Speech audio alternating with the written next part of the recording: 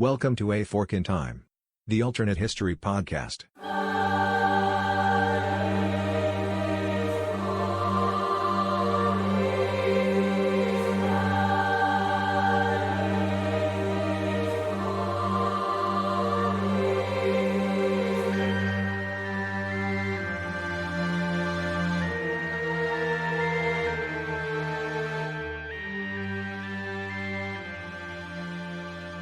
Welcome back to A Fork in Time, the alternate history podcast.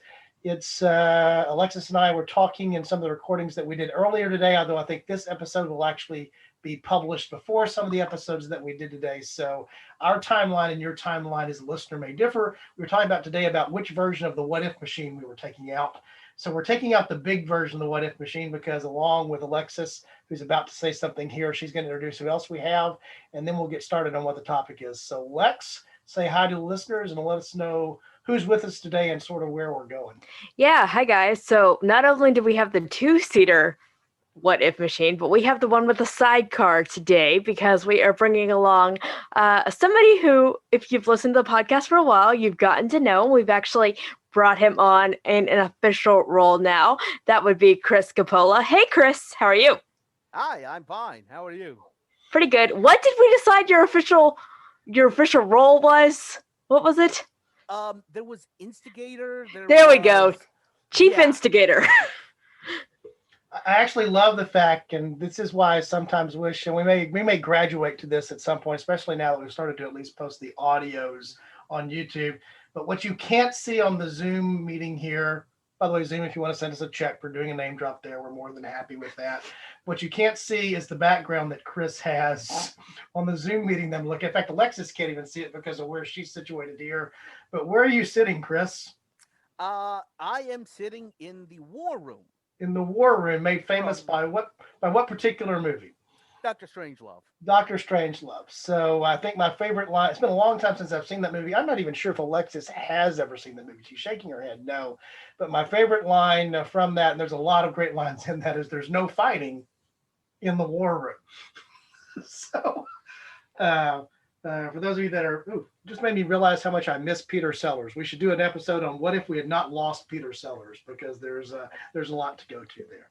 So as Chris was saying, as Alexis was saying, Chris, we're happy to have you back in your role as instigator, podcast secretary of state, but regular contributor, I guess, is the official role. So going to be doing this more frequently. And now I'm going to have to find clever backgrounds to use on the Zoom meetings now that Chris is up the game here on the podcast, which was why we brought him on board, because we knew he would up the game here on the podcast. Not only that, it gets back to my favorite quote from Dr. Strangelove. It can easily be accomplished with a computer. Yeah. Actually, again, just going down the path here, the image that pops into my head every time I think of Dr. Strangelove is it's Slim Pickens. Yeah, Slim Pickens plays it's Slim Pickens writing the bomb down. And at some point in there, when he's talking about like the checklist, he has like it's a combination. Is it combination Bible, Russian phrase book? Is that? Yes. Yeah. Is that the line? Yeah. Yes. Now I'm nostalgic for Dr. Strangelove, so I'm gonna have to take care of that little hankering here during the holiday season. So Chris, thanks for joining us. We're talking off podcast, getting ready for the podcast here. This is going to be a little bit different, so we're going to be feeling our way through what we're doing here. And so we, as you know, in almost every episode, we encourage our listeners to give us ideas for episodes, and listeners have started to do that. That's the wonderful thing. We don't have to come up with this stuff all by ourselves. And so, to be fair, that's how I got into this. That's exactly right. And so one of our listeners, Jacob Itzhavov, actually submitted this as a topical suggestion back, I guess it was either in late November or early December. And I'm just going to read what it is to set up what we're responding to, and then we'll get off into that, and we'll stop here for the break in a little bit. But he basically asked if it would be possible for us to focus an episode of Fork in Time on what would have happened had the Eisenhower administration, the U.S. Eisenhower administration, not pressured the English, the French, and the Israelis to back down or back out during the Suez Crisis. Actually, I guess that was in 56, if I'm thinking correctly with my dates. And so his question is, how might a possible European domination of the Suez, again, assuming that the Israelis and that the English and the French would have prevailed in what would have happened there and had not been for the Eisenhower administration intervention, how might that have changed essentially what happens moving forward, prevented Egypt from closing the Straits in 67, the other time that there was disruption of the Suez traffic, and then, how that might have played into the Six-Day War and other conflicts as well, and how might that have adjusted the working relationship between all the parties involved, but particularly Israel, along with the British and the French. So we were asked to sort of go down this path and look at historical what if, our fork there. And then he was also interested in seeing how this would have played out in Egyptian politics. And I think Chris is going to be able to give us a lot of insight into that, just from the conversations that we were having before we started, and how that might have changed the future there. So this is our first foray down listener suggested topic. The listener is not on to talk about their own topic. So we're going to have to make some assumptions here, but also sort of exploring that. So one of the first questions that we had, Chris, and I'll let you take over from this, we were trying to figure out what the fork might be, right? So you came up with a couple of different ideas. So let's set that up with some of the potential forks. Then we'll take the break and come back and walk it through. So the first fork would be active U.S. involvement. Basically, the United States actually contributes troops because during the lead up to this, the United States had been consulted, had been asked to at least provide some sort of approval. And if you've got kind of a more gung-ho U.S., what does that do?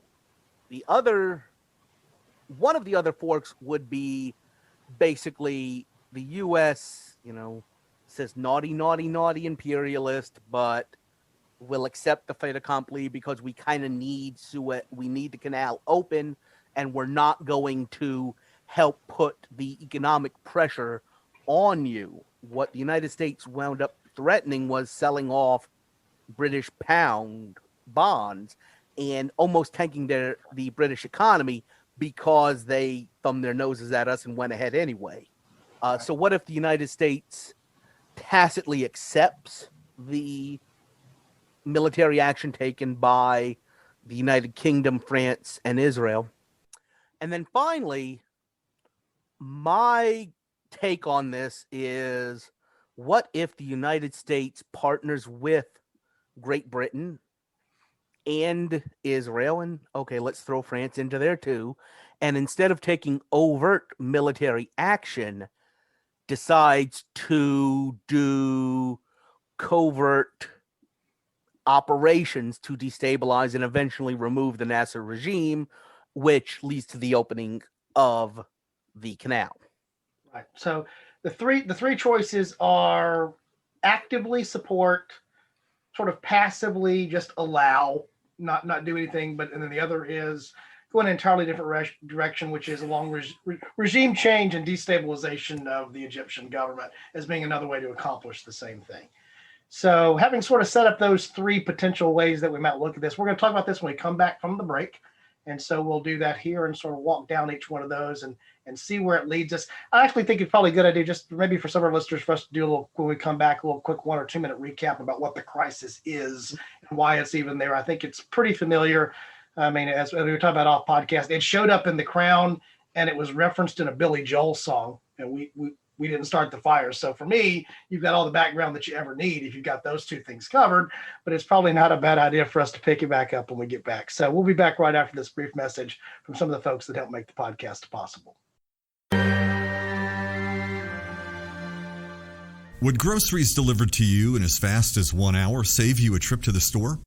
Instacart makes that possible thanks to personal shoppers in your area who hand-select items based on your preferences from the stores you love.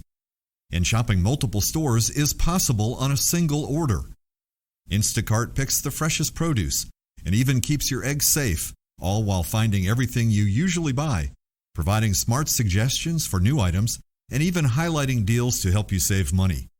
And now you get free delivery on your first order over $35. Let Instacart know we sent you and help support our show by following the link in the show notes. Instacart. Groceries delivered in as fast as 1 hour.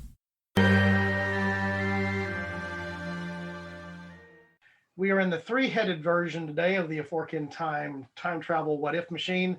One of us is sitting in the sidecar, and if you don't know who's sitting in the sidecar, it's like that poker thing. It might be you. I think I'm the guy sitting in the sidecar.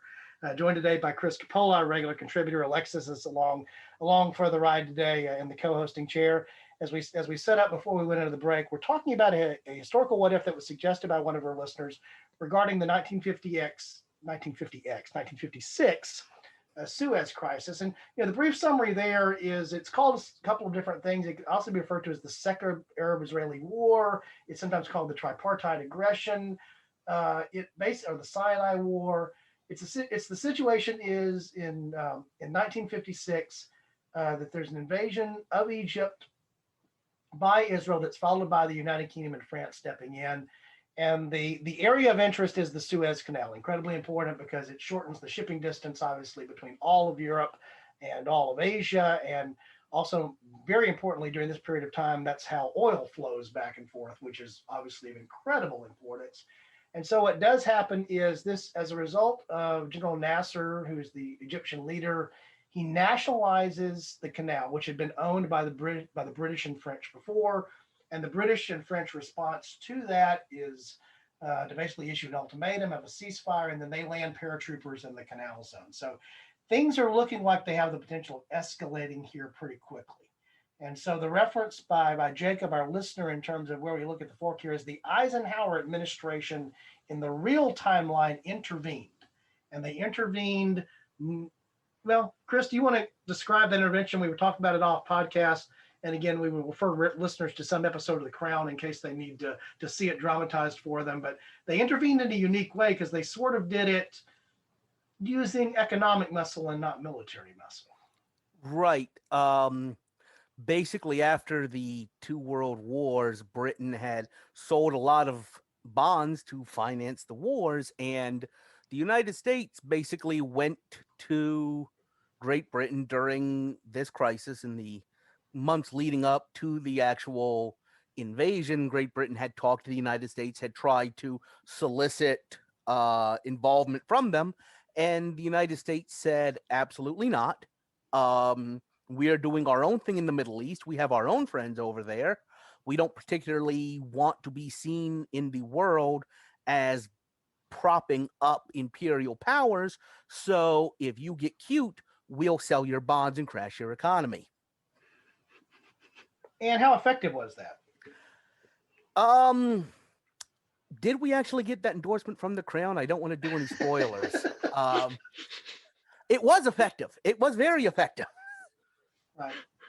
And it also was, I guess the other thing to mention here, and again, part of the reason I like having Chris along for these rides, Chris' knowledge of history is varied and deep, is that this was an important moment in British history. In fact, that's one of the reasons, obviously, that it's portrayed upon the Crown. This was sort of the end of Britain as a major world power after this event. After being shut down on going in and doing this, that sort of ended their role for that. So that's one of the reasons that it's important.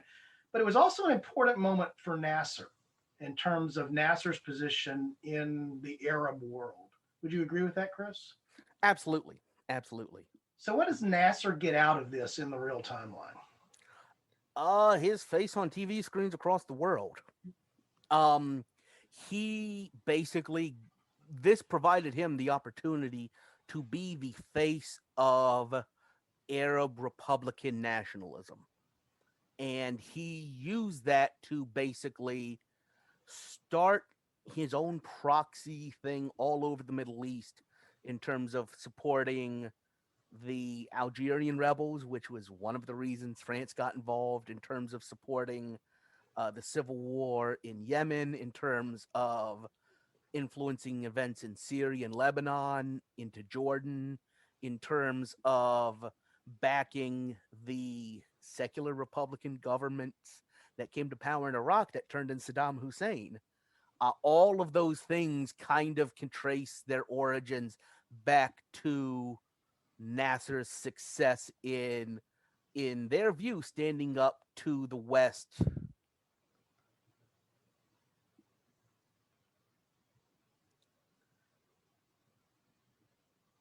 Just standing up to the West as a force?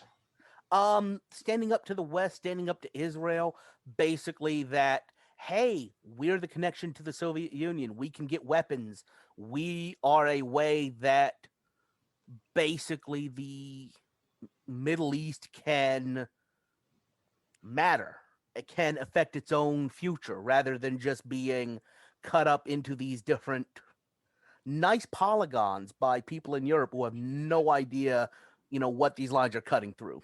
Right. In fact, that's I think the number one thing when I think back on just colonialism in general is that you create these artificial lines on a map that aren't where natural divisions exist among cultures and peoples, and then you wonder why things don't work out. Countries don't get along. Right, because the country you created was never a country to begin with, and the people that you have inside the country or in the adjacent country, because of where the lines have been drawn, fall into that category. It's especially true of the Middle East. It's especially true of Africa.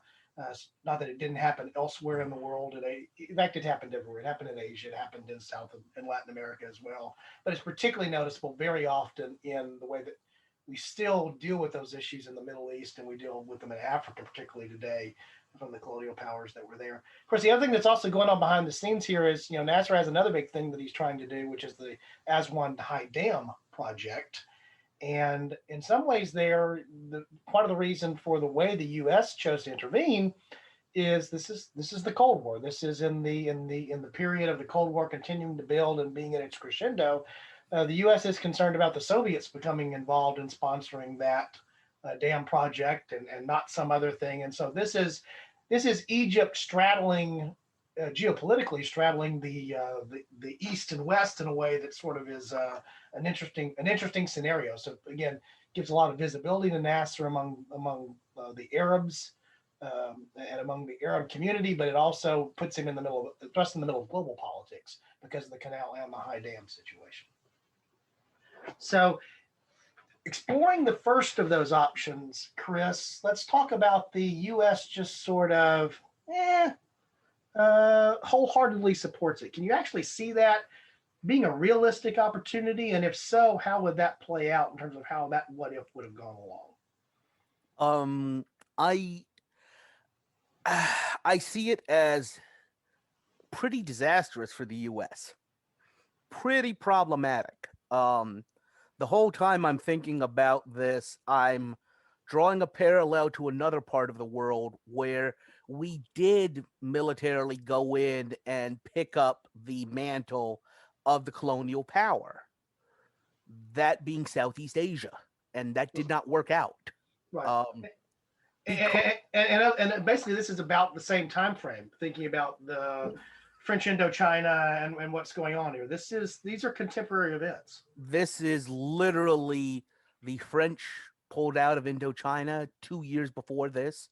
And this is right at the point that the United States is making the commitment to support a post-colonial regime with very close ties to the French. And so, if you look at, what the United States did, I feel like not supporting what the United States did. I feel like if the United States would have supported this overtly, openly, it would have caused the United States problems throughout the third world. Because like you talked about, this is just the very beginnings of decolonization. And if the United States is there as the Soviets already are going to sell us as the new colonial power, but if we provide them the marketing material, right, that's going to make it that much harder for us. Right. It's hard to claim that you're not when you're acting like you are, right? Yeah. And again, in both instances, in the case of the English position and also the French position, they're protecting their previous colonial interests to some degree, the economic interest of the canal. I mean, the French were heavily involved in doing that as well as the British, but primarily the French. And so you can understand what their motivation is. I mean, that's their asset. I tried to draw the parallel in my head to what would have happened if a Panamanian leader had done something similar to the Panama Canal, for example, would be the other equivalent. The U.S. would not have stood kindly by for that after what had happened there. So it's easy to understand the English and the French, position on things. But again, I agree with you. If the United States had overtly stepped in a way, I think that would have been it would not have been limited to just a Suez crisis, I think is the easiest way that I know how to describe it. This would have become emblematic of a whole bunch of things that were going on around the world and would have been problematic as a result of being emblematic. Fair enough? Yes, I agree. And I'll look over at Alexis. This predates her, so it's a little bit unfair to throw her in the midst of this. Although England is involved, Yes. so she should have at least a fighting interest in what's going on here. What do you remember about? We were talking about The Crown here. It's okay to reference it. What do you remember about that particular episode of The Crown? A couple things. I remember Nasser, because at that point it's Anthony Eden, who's the prime minister. So he's the one who has to go to Egypt and deal with Nasser. And Nasser puts Eden in his place multiple times. Nasser is very he knows how to talk his way around things. That's definitely what I remember. And I'm also having a flashback to, there's a huge picture of Queen Elizabeth on the wall because it's owned by British interests, and I have a visual of that picture being taken down amid anarchy, chaos. Are those two strong words? Yeah, which to me is sort of emblematic, or again symbolic of this. This is that representation of, this is the last throes of England as a global, the definition of superpower was changing as a result of the nuclear age. And there were lots of reasons why prior to World War II, Great Britain is a superpower. The sun never sets on the empire, the imperial nature of what's there. Remembering that one of Elizabeth's other titles is, Empress, in addition to being queen. But this is again a symbolic nature of sort of the end of that era, which had already come to an end to a great degree, but it was just recognizing, oh yeah, it really has come to an end. So I can certainly see that. So then the second thing we talked about, Chris, was the idea where the U.S. is not overtly supportive, but just sort of is laissez-faire about it. So under that scenario, the thing that jumps into my mind there is that's also dangerous and unlikely, because to not do anything when you could have intervened would have been the recognition that, very much like what would actively doing something in support would have been. To not oppose this in some way would have at least been giving a rubber stamp to continuing colonialism, even if you weren't actively engaged in it. And the other question I have, we kind of touched on this a little bit, and we're going to touch on it in Fork 3, but my question to both of you would be, okay, if we approve a occupation of the Suez Canal, and in my research, this was one of the interesting things. The commander of the British troops and the commander of the ground troops did not know what the goal of the operation was.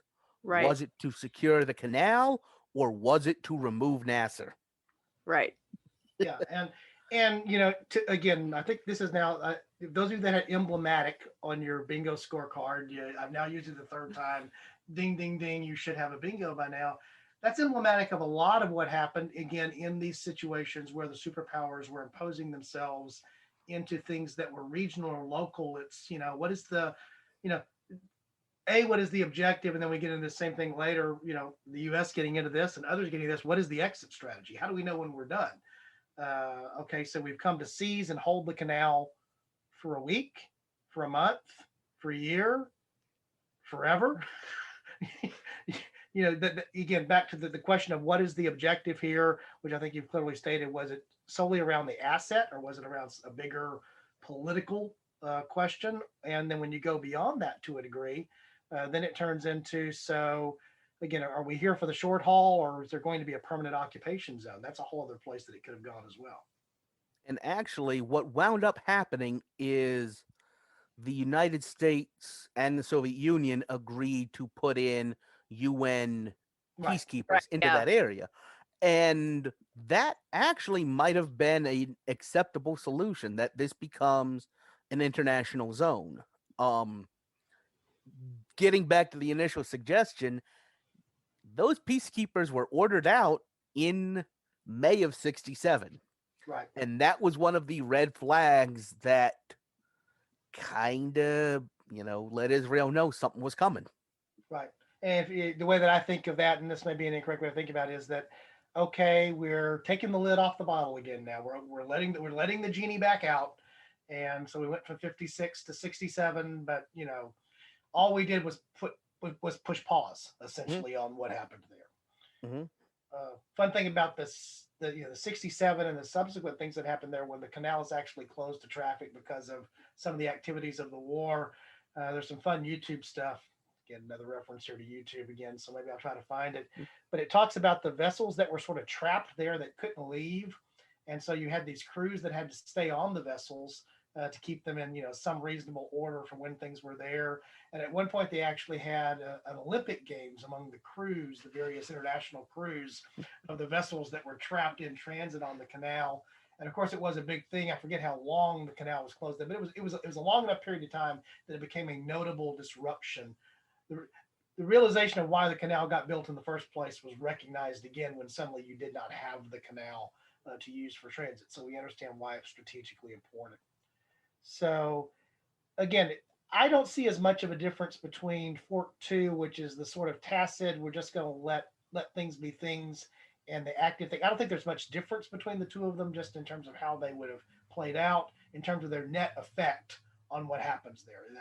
I think you get the same net effects whether the U.S. is viewed as being just a villain or the party that just lets the others be the villain, at least from my perspective. Chris, do you have any different take on that other than what you sort of already said about obviously it doesn't bode well for the U.S. elsewhere in the world when they want to say something different, right?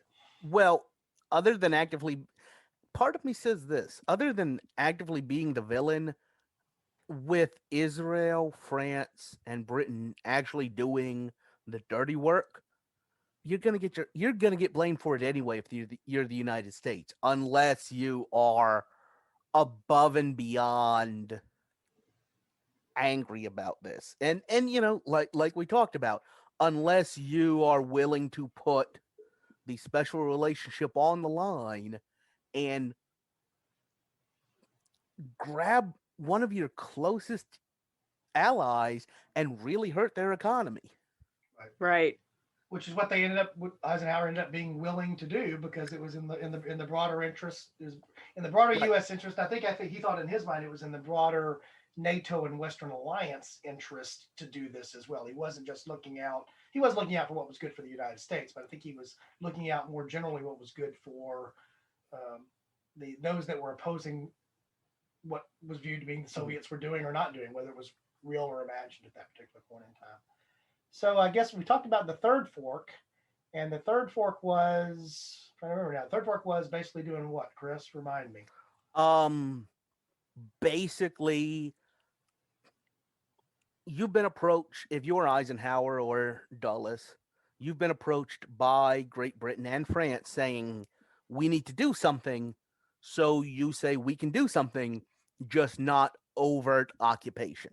Right. And so there we talking about the types of things that are covert intelligence matters of where you're looking to destabilize the regime. So the way that we will deal with this is it's not about the canal at that point. It's about Nasser as a leader. It's about who's going to lead in Egypt. And we were talking on a podcast about one of the dangerous things about doing that type of thing is you may get somebody different, but it may not be the somebody different you thought you were going to get.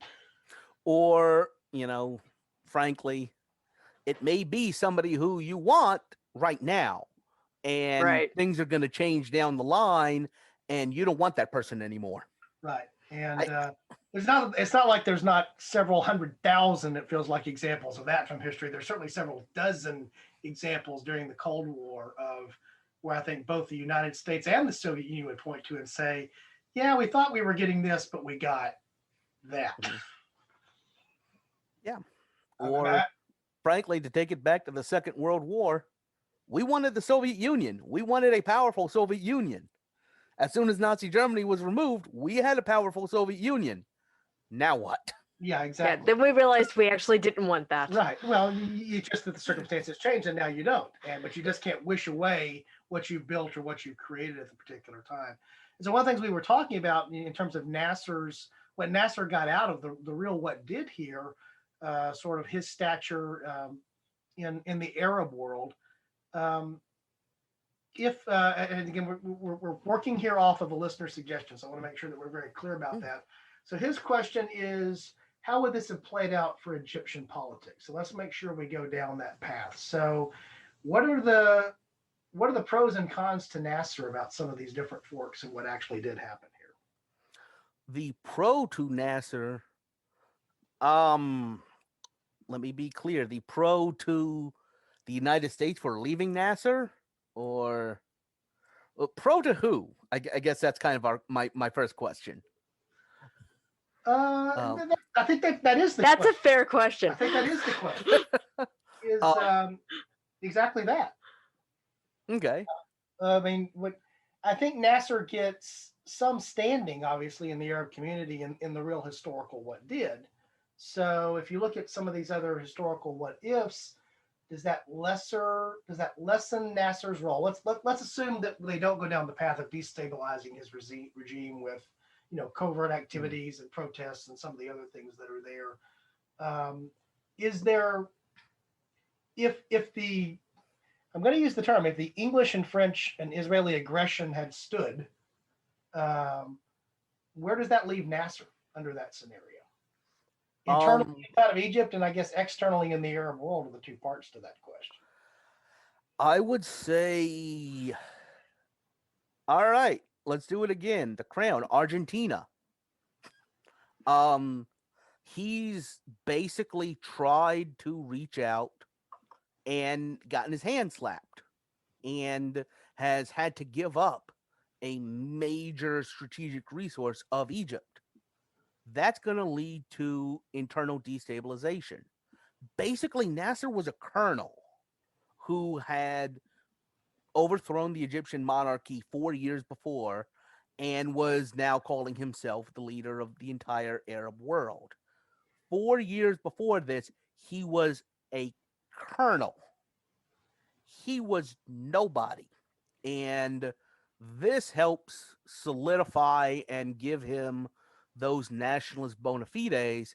And if he's left, if he, if the commander comes down and is told to just occupy the canal and he's left, I don't think he's around that long. And so what rises up in the place of a Nasser, again, assuming, let's say, Fork 1 or Fork 2, what rises up in Nasser's place? Because I can see that breaking one of two ways, or both. Well, there's one way, which is you find another colonel.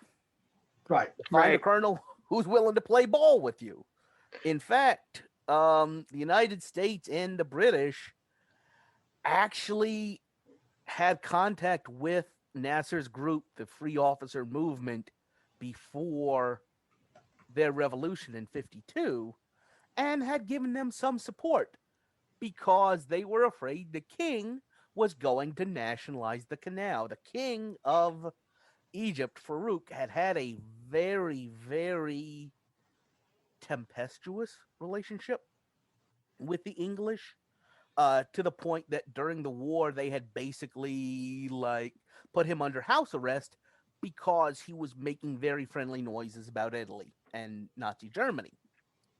So initially, the French and the British are a little concerned, and the United States are concerned about the king, so we picked an officer to put in charge. And kind of your, all right, that officer didn't work. We can always find another one. There's more than one colonel, right? Yes. Pick a colonel, any colonel. Yeah. Yes, and keep picking one until you find one who's willing to play ball with you. Right. So I think that is certainly one possibility.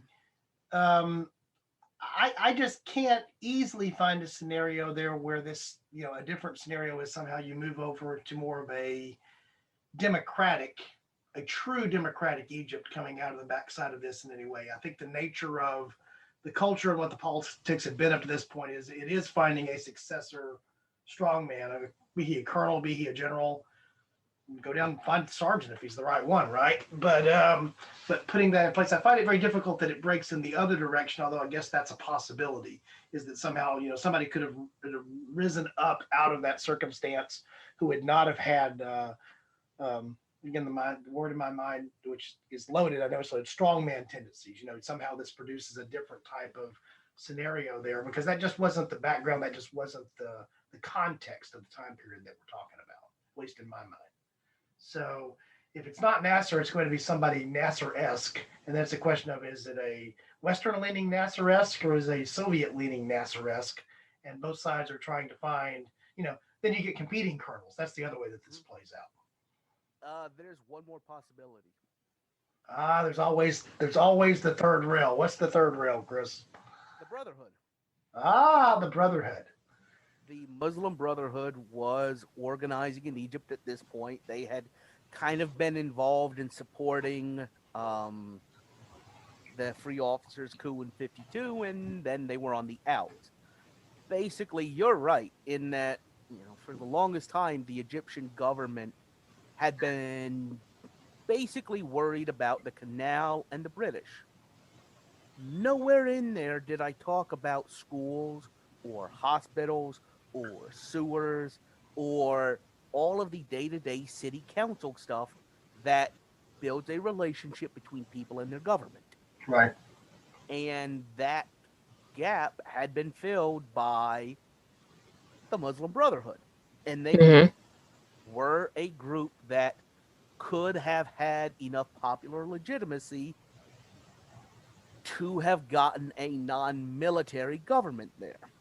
Very different than what we see post the regular crisis, though, in terms of how that would play out in the geopolitics of the region, no doubt. Very, very different. And this was, this is getting the whole idea of what I was talking about previously of, hey, we like them now, we may not like them in the future. The very mention of that name probably, it conjures up certain things in any American today who's, been like world affairs aware, I guess. Yeah. But I'm thinking about one of the things we talked about off podcast, and I haven't brought up yet, was what happened in Persia, Iran 2 years before. Basically, there had been a nationalizing prime minister, a man by the name of Mohammad Mossadegh, and he wanted to seize the Anglo-Iranian oil company facility down in Abadan. In the British eyes, that made him a communist, and the British worked with the United States and created enough chaos in that country that people basically decided the prime minister, Mossadegh, was behind all the chaos and had to go. And lo and behold, as soon as he got rid of him and brought in the, autocratic, brought back the autocratic Shah, the anarchy stopped. And first, that was one of the first times that the United States and Great Britain worked together in terms of achieving a political goal in the third world, basically outside of a world war. So that's one of the things that's kind of in my mind when we're discussing our third option of something that could have abetted this crisis. Somebody tries to nationalize a critical infrastructure, and the United States and Great Britain work together to make sure that they stop threatening that. Right. So getting back to our listeners' questions, I want to be faithful and loyal to what the original exercise was here. So the conclusion on that is, would we likely have seen, if there had been a different role played by the Eisenhower administration, any of the scenarios that we've had here, do we still end up with something like the wars in 67 and 73, and then ultimately getting down to, what leads to Camp David Accords, where we actually get, the first version of some land for peace that happens in the Middle East? is that inevitable? I guess becomes my question. Obviously, the timing probably changes, and the role players probably change a little bit. But could that have been avoided if there had been a different way that the situation is handled in '56? Would we not find ourselves in '67? Spoiler alert here. I think you already mentioned the fact that when peacekeepers were removed, what happened. So I think I know the answer to the question. But do you have any different thoughts on that, Chris? Well, I did mention what happens when the peacekeepers are removed, but keep in mind the peacekeepers that we have there were put in under very, very different circumstances than what they could be with what we're discussing. If it's an international zone, if the Suez is an international zone and the peacekeepers are there, and let's assume, and this is a big assumption, but let's assume that we have a chastened Nasser that has been able to hold on to power. Under option 2 or 1, where we do have an international canal zone, he doesn't have the respect, he doesn't have the authority, he doesn't have the political capital to snap his fingers and move these troops. Right. That's one issue. The other thing is if you have the if you have the Sinai as something that is physically cut off from mainland, can we call it Egypt, that changes the Egyptian hold there. That changes their ability to shut the Straits of Tirana, which are down towards the south of the Sinai Peninsula, basically the only way to access Eilat, which is a southern Israeli port. Right. So that changes it in a material way. The other thing is, if you don't have Nasser having his heft, having his popularity, I think the other issue is you don't have the clear Arab unity that you did in our timeline.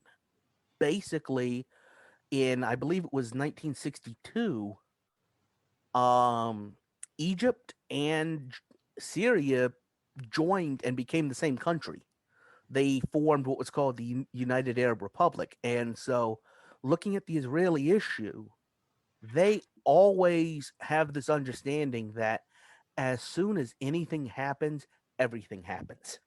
Right. Everybody is coming in at the same time. If you look at what they did in '67, the way they were able to survive and win was Egypt first, and let's just have everybody else just hold on, white knuckle, and survive long enough for us to finish off Egypt, and then we can come back and settle everybody else's hash. Israel's in a much safer position if the Arab frontline states are divided, aren't united behind Nasser. Right. Right. It changes the dynamics of how many you're facing and who you're facing in terms of the situation. And like you said, can you deal with individual circumstances one by one versus collectively and what that means? And if you look back, and in some ways I feel like I'm trotting gently here because this is a difficult part of the world to generalize anything about. It's a dangerous part of the world to get too generalized about, even inside of the sides of that conflict. But part of the reason that it's complicated is it's complicated. My dad once said to me, son, the reason that's complicated is it's complicated. If it were simple, it wouldn't be complicated. And part of the reason that peace in the Middle East is complicated is as simple as it's complicated because it has when are the interests of Egypt and Syria aligned and when are they not aligned at various points or other powers in the East? What is the relationship between those entities? Do they share always the common interest? And the answer is no. And because of that, there are things that they have in common, but that doesn't always mean that they're willing to go lockstep together. To me, that also goes back to the whole situation that we're talking about here in '56. I think to some degree, if you were the British or the French in this whole exercise of the Suez exercise, you sort of didn't expect the response that you got from the United States for all kinds of reasons, because you thought you were in law, but no, there were different interests there, and that's a different way that it was going to play out. I think the same is true inside of the Arab world, and ultimately, I think there was always going to be conflict. Also, I think there was always going to be the genesis for the things that have led to. It certainly doesn't feel like peace in the Middle East, but we've had a relatively stable, peaceful Middle East overall for 50 years in terms of it breaking out versus the type of war that it used to break out in 48, 67, and 73. I guess you can make that argument, right? You could, except that the fact is that in 48 and 56 and 67 and 73, and let's go ahead and throw in 82, what all of the frontline states confronting Israel realized is, I'm not sure what tense to use at this point, you can't confront them in a set-piece conventional battle. Russian tanks are not going to do it for you. Right. Yeah. And so they found other ways to try and win. With varying degrees of success/failure. Right. Yeah. All right. So, Alexis, did you have any questions or thoughts that sort of, I know this is not your area of absolute expertise or fun, and we recognize that, and I don't want to have you be mentalized here, but is there anything that's running through your head, just sort of taking a different maybe view on this than Chris and I do, or thinking about it in a different way? Well, we touched on Israel, and we were talking about it off podcast, and my immediate response to the Muslim Brotherhood and how that would play out for Israel is that was bad. It never occurred to me that if you have the Muslim Brotherhood coming into power and being a force to be reckoned with, that actually is in some ways better for Israel, because they're fighting one united instead of these. So that was an interesting way to think about it that I hadn't thought about before. So I did want to give Chris some props on that one, because I hadn't thought about that for sure. Literally, if you look at the Middle East today, look at the split within what is today's Palestinian Authority. You have Hamas, which is Islamic fundamentalist, which are generally the intellectual children, can we call them, of the Muslim Brotherhood. And you have Fatah and other more secular nationalist groups, which are in charge of, sorry, I forgot to mention Hamas in the Gaza Strip and Fatah in the West Bank. And at one point, they were more interested in fighting each other than they were Israeli soldiers. Right. Well, and even the way that this plays out today, and you see this portrayed in a lot of ways in the last couple of years, Iran versus Saudi Arabia, in terms of, there you're talking about Sunni versus Shia elements that go on as well. Again, I think very often to the naive American political observer, well, it's all the same. Oh, no, it's not. And in fact, as you will point out, they would be more inclined. They are fighting a proxy war against each other in Yemen now. I mean, that's literally what's going on there. It's this idea of a united, that what it means to be Arab is all united under one thing is simply not true anymore. So then there are two different parties in Israel, for example, that have some different ideas about how to approach things, just like there are different ideas in the United States and every other nation in the world that goes on. And of course, the other thing that jumped out at me is just, you mentioned that subtle thing about part of the reason that the Brotherhood was able to gather some of the support that it had was it dealt with local issues far better than some of the pan-Arab and nationalistic issues. You see that by both Western powers. How do you win the hearts and minds of people? Well, it's simple things like fresh water and sanitation and food, making sure that children are educated. You see that to some degree, certainly inside the Islamic world today, where there's success there because of bringing education in schools and other things to bear. And it's as we've often talked about, maybe this is a good way to sort of bring the episode to a close. When we want to talk about history and the what ifs, we want to talk about the big things of history. And somewhere in Egypt, had this gone out differently, there may have been somebody who would have had, picked the small little interest there that could have come from, a rise of, like you mentioned, the Brotherhood situation where, somebody's got better water. Somebody's got a school to send somebody to. Somebody has, access to something else. That's not where we go, What If History podcast very often, but that's the reality of what sometimes changes in some of these things. And, one of the things I grappled with when we started thinking about this was the idea of, and I know how rosy a scenario this is, and that's why I didn't like it. But the United States going in and building the dam and helping to provide all of those services, which, we didn't at this point, but we were very close to founding a Peace Corps and doing things like that, and turning Egypt into a developed state where people have concerns other than what a strong man is shouting at them through a megaphone.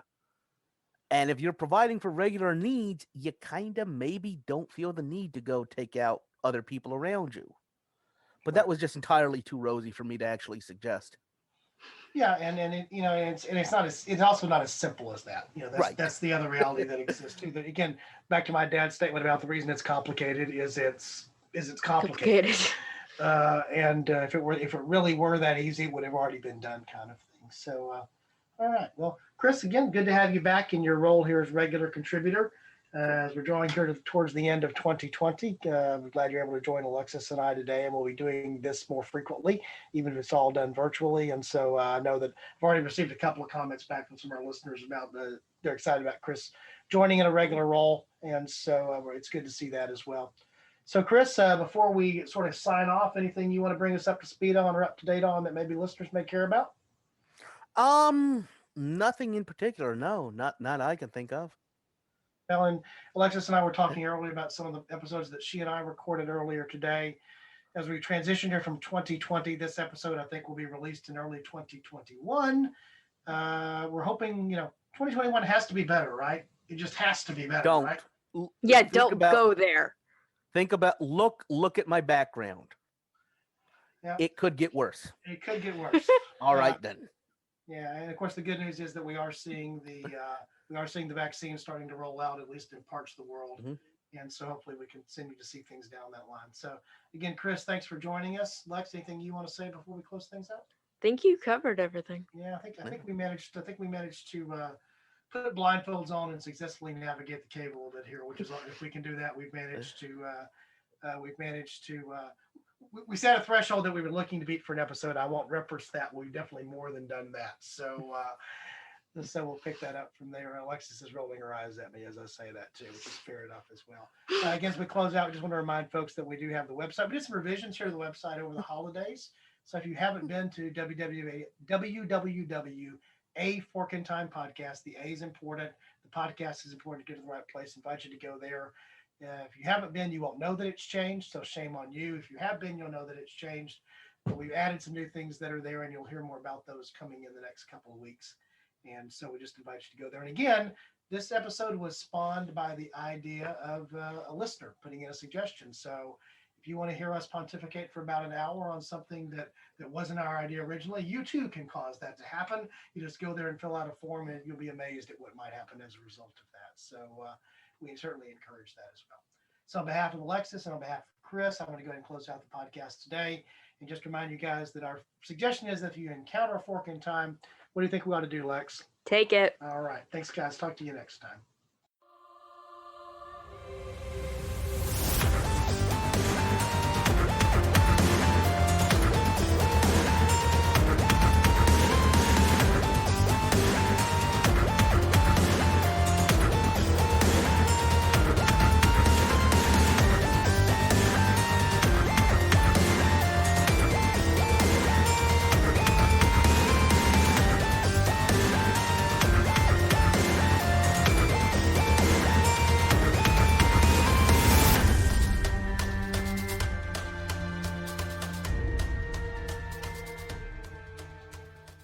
Thanks for listening to A Fork in Time, the alternate history podcast. Learn more about the podcast at www.aforkintimepodcast.com. Join us next time.